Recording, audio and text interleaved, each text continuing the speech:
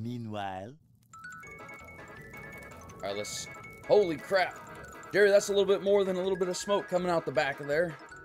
Jerry, call the fire department. Hurry up. I'm going to grab the disc and get this all disced up before we get this fire spread any further than what it is. Hurry up. Call the fire department.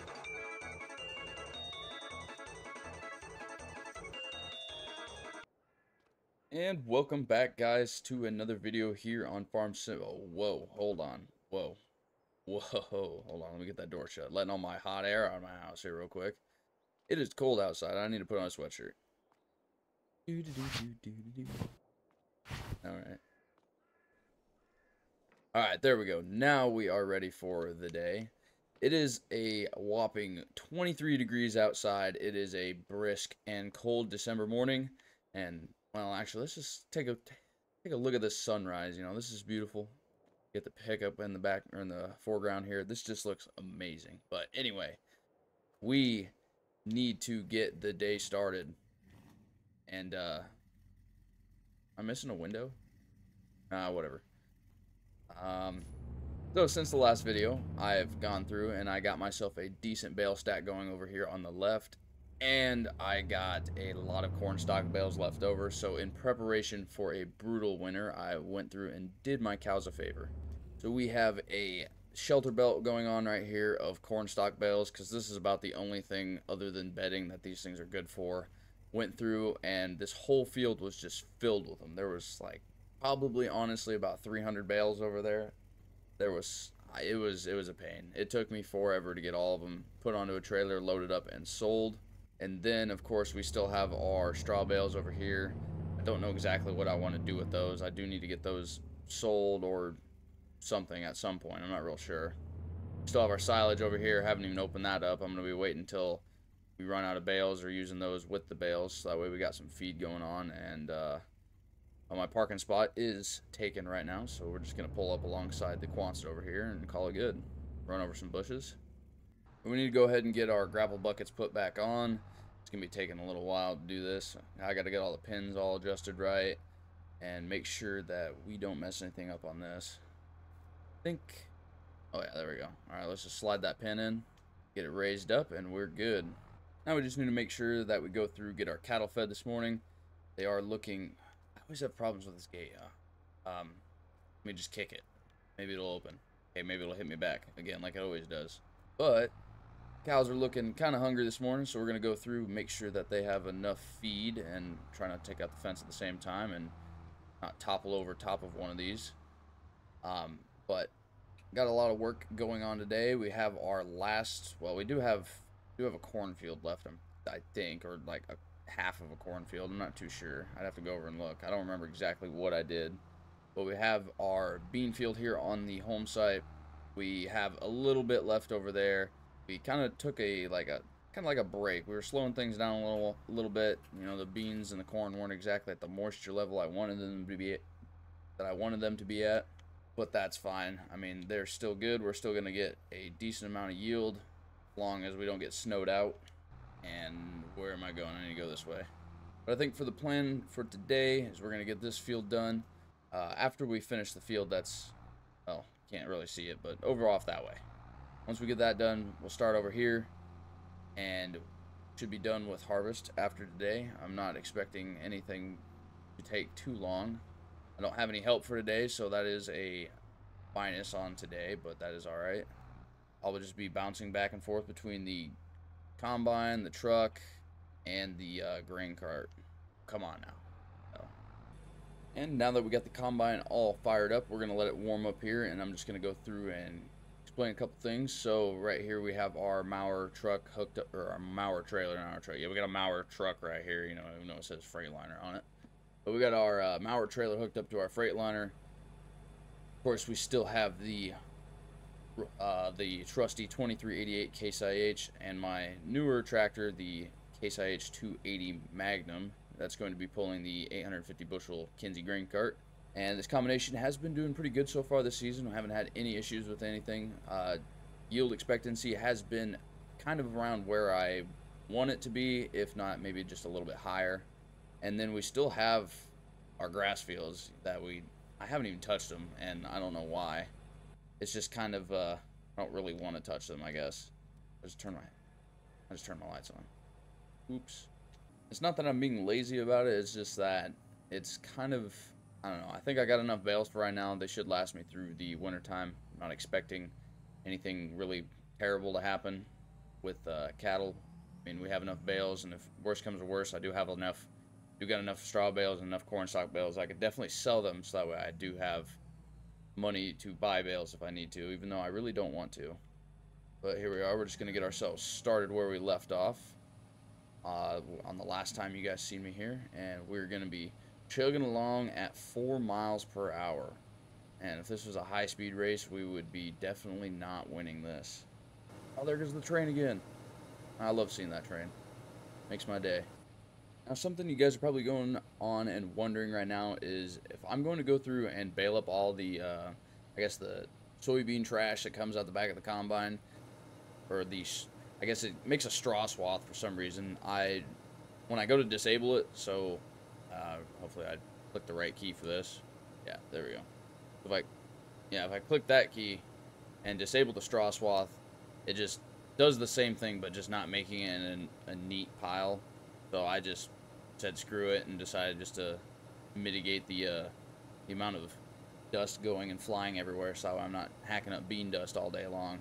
I'm just gonna drop a straw swath out the back end of the combine because it's not really serving a purpose. I'm not gonna bale it up because I've already had my my fill on doing bales, so we're not gonna go along and do this because it's gonna take forever. I'm gonna probably be crapping out a bale every like 20-30 feet, and just to keep the whole process streamlined, I'm just gonna make it pretty simple on me. I'm just gonna end up probably just like disking over it. It's gonna go back into the dirt anyway, a little bit more nutrients into the dirt. We'll think about it as free fertilizer. But we're about 44% of the way filled up, 45% of the way filled up now. I always speak too soon on that, but 45% of the way filled up. And once we get full, we're gonna end up probably, well, honestly, since the tractor's all the way over there, I might as well just drive up to the truck and just dump it in the truck. Got a little bit of a ditch there. But that's probably what I ended up doing. I might honestly be able to finish this whole field out before I even get full. I'm not too sure. I mean, I'm averaging about 102.7 bushels per acre, so not bad for soybeans. It was a little bit rough on the end rows. I was getting like 98 bushels, but so far we are doing pretty good. Alright, so I may have lied.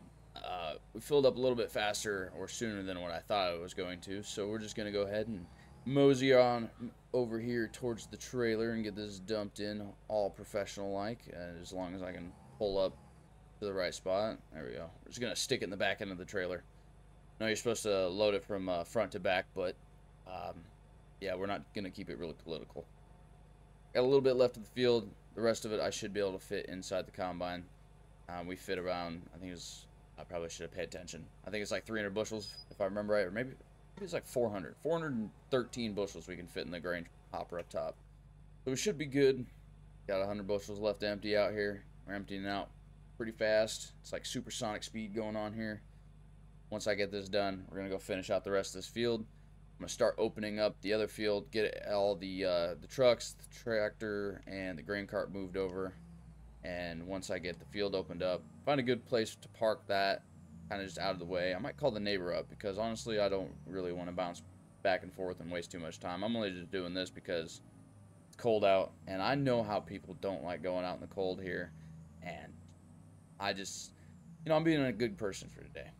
So maybe they can pay me back a favor and help me out. And once we get it all done, we might go out for coffee. The weekend. Nothing like a little bit of weekend work, having fun. Maybe go to the Legion. That Legion sounds fun. The Legion sounds like a great time. Get the speed start going. That was kind of a pretty rough start right there. I don't know why I did that, but let's get this field finished out, and we'll get moving on to the next one.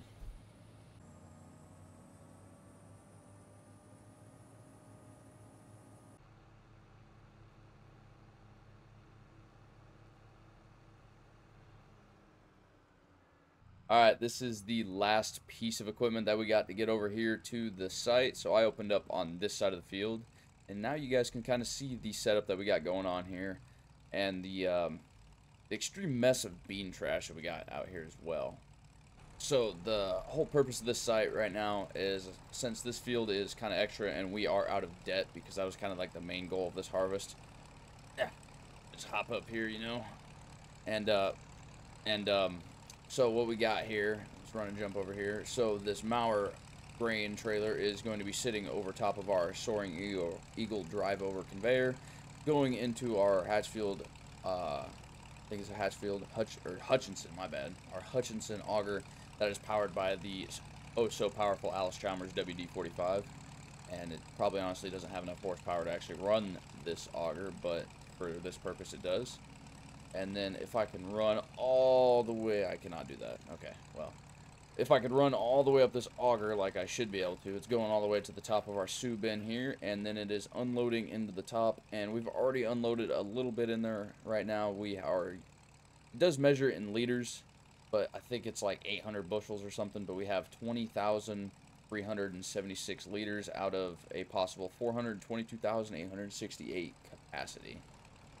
But let's get started on this field. So my good neighbor and good friend of mine from down the road, Jerry, is over here helping us today. So he had nothing going on. He just finished up harvest about, I'd say, a couple days ago, is what he was telling me. So he just thought, you know, why not just get out of the house, get away from the wife, just come out and hang out in the tractor for probably a whole day and kind of enjoy his day. So I called him up and figured it'd be a good opportunity for him to get out of the house. And so now he's helping us for today.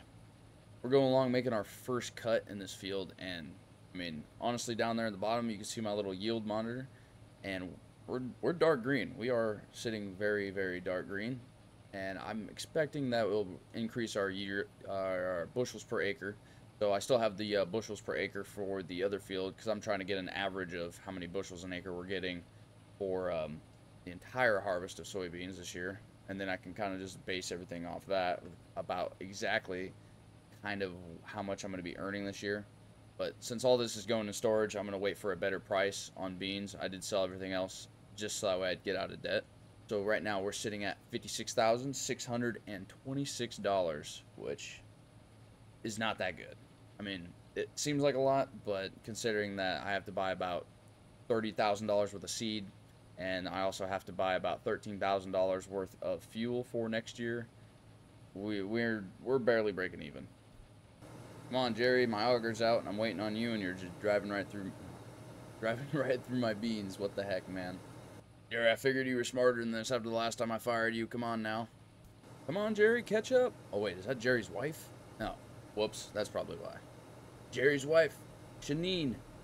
Or is it Charlene? I don't remember. Come on, Charlene. Let me holler out on the radio. Maybe she'll respond to that.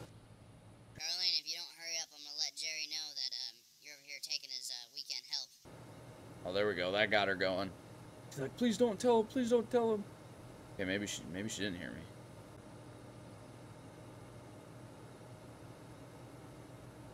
All right, let's see here if Charlene has a chance to redeem herself. Oh, no. Jerry's back. Never mind. Okay. Charlene does not have a chance to redeem herself. All it took was for Jerry to come back over and say, all right, wife, go back to the house. I got it from here. You know, he's already doing an A+ job. I give Charlene like a C-. But so far we have increased our yield for beans to 103.6 bushels to the acre. I'm expecting probably by the time I get done with this field, we'll probably be at around 104.2, maybe 105 if we're lucky. That'd be really nice. We're just about done here, and that's it right there. Let's kick that auger back in. We'll keep going along here on the fields. And crap, before we know it, we'll be done with soybeans for the year. There we go. We just hit 104 bushels an acre. We're making good time. I just got done looking at the weather app on the phone, and here in about, I'd say probably about 30 minutes, we are expecting some light snow, a little bit of flurries going on. So we might have to stop combining by then, just depending on how much snow we're getting. And hold on. Jerry's giving me a phone call real quick. Let me see what he wants. Seeing what? Smoke. Where at? Like in the combine, or like out the back of the combine, or on the ground? On the combine? All right, hold on, guys. I got to get this shut down real quick. I got to see what's going on here. All right, let's... Holy crap. Jerry, that's a little bit more than a little bit of smoke coming out the back of there. Jerry, call the fire department. Hurry up. I'm going to grab the disc and get this all disced up before we get this fire spread any further than what it is. Hurry up. Call the fire department. Get in the tractor. Get in the tractor. Hurry up. Let's get this thing started. We got to get hooked up to the disc. I should have been prepared for this. I knew this year was going too easy. My goodness, can this thing back up any faster? All right, we got ourselves hooked up. We got to hurry up and get to the field. We got to hurry up and get everything disced around here real quick before this fire decides to spread any further. We're going to get going along here. Hopefully the fire department gets here soon, because hopefully this doesn't spread. We're going to try to prevent it as much as possible, but I think the combine might end up being just a total loss from this. We're just going to keep going around in circles, make sure that we get a big enough path here so that way the spread doesn't keep happening. And oh my goodness, I have no words, honestly. This is just pretty bad. Looks like there's the first fire truck coming in. Looks like Jerry actually did something good for once. Holy crap, he got the fire department here on time. All right, I think this should be we'll just get one more half pass going along here, but that should be good enough. Hopefully the fire department's able to get in here just fine. Got 2 trucks coming in right now. And they brought a gator? Oh my goodness. Okay, so the fire department has all left the scene. The fire was under control, and they did end up putting it out. And the combine is a total loss, sadly. And Jerry's looking pretty dumbfounded as always. I'm going to ask him a couple questions, see what we can do, and maybe, I don't know, we're just going to see what we can talk with him about. Jerry. Jerry. Open the door. I can't reach the handle, Jerry. All right, good news and bad news again. I'm just kidding. Just good news this time. So Jerry's making his way. He hopped in his pickup, and he should be heading back to his farm. He said that for today, he's going to let us use his combine since, you know, he already got done finishing soybeans. That he is going to, well, we can just use his combine. He doesn't need to change anything over. So I guess while we're waiting for him, we're just going to get all these beans dumped out of the grain cart. For right now, get ourselves whipped around here real quick, Speedy Gonzalez style. And we're hauling beans right now. All right, there we go. Get pulling up over here. Oh, a little too far away as always. But any hoozle. So Jerry should be coming over with his combine. Should be able to finish out these beans. I might try to convince him, see if we can get some corn done today as well, because we do need to get that out. It is December, and well, I don't want to have corn sitting in the field when too much snow gets on the ground. It's supposed to be snowing soon, so hopefully we get this stuff done. Well, Jerry did end up dropping his combine off, and he never told me that he had something like so nice. You know, he's always just been coming over, and who is that? Anyway, so he's always been coming over and just giving me some good help. He's got a 9650 STS combine, so this is like an early 2000s combine, and we do have the older unload auger here on the combine. I don't know why I never got a new one on here, but we have a Crary wind system as well, so you know we might be able to save ourselves a little bit of yield, preventing from beans kind of falling off the header as we go through. He has the 630F bean header on here, and I think we're gonna have to get these snoots out from back here and kind of just stick them up here on the front so that we can make sure we get our marks right for the, marking out the end of the bean rows so we don't end up missing any. We aren't gonna worry about who's in there. How am I supposed to? I just don't make anything easy these days. I gotta like shimmy my way up here. I'm all fat and stuff. I can't get up here. There we go. Now when I want to get out, now I can get out. Get this bean header up, and we should be able to back up. There we go. Jerry's making his way out there, and we're gonna start off where we left off. Hopefully we can get done today before it gets too late, before too much snow gets on the ground. And before, you know, my wife starts to ask questions on how I am not done for today.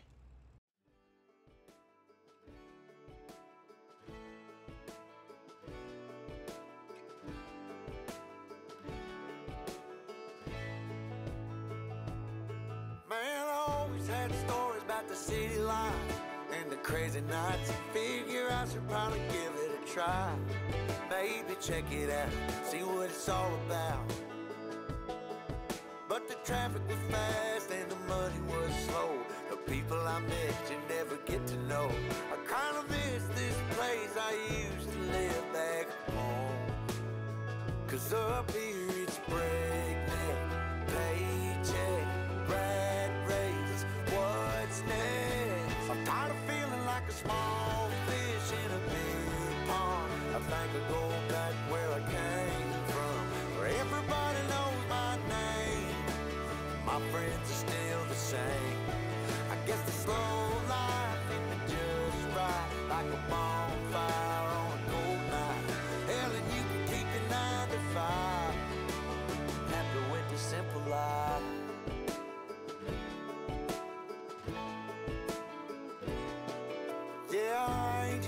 try to change your mind, trying to save your time.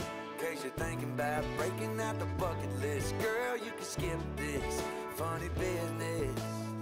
Cause up there it's complicated and overrated. Down here everything is understated. That's alright by me. I got everything that I need, but there is breakneck, paycheck, rat race. What's next? I'm tired of feeling like a small fish in a big pond. I think I'll go back where I came from, where everybody knows my name. All my friends are still the same. I guess the slow life hit me just right, like a bonfire on a cool night. Yeah, you can keep your 9 to 5, cause I'm happy with the simple life.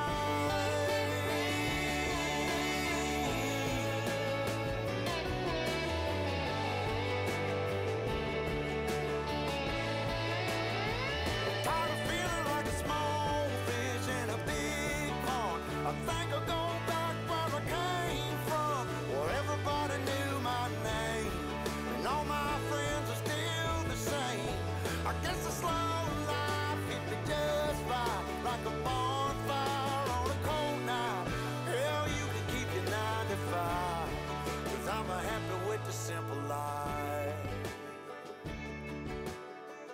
Oh Lord, you can keep your 9 to 5.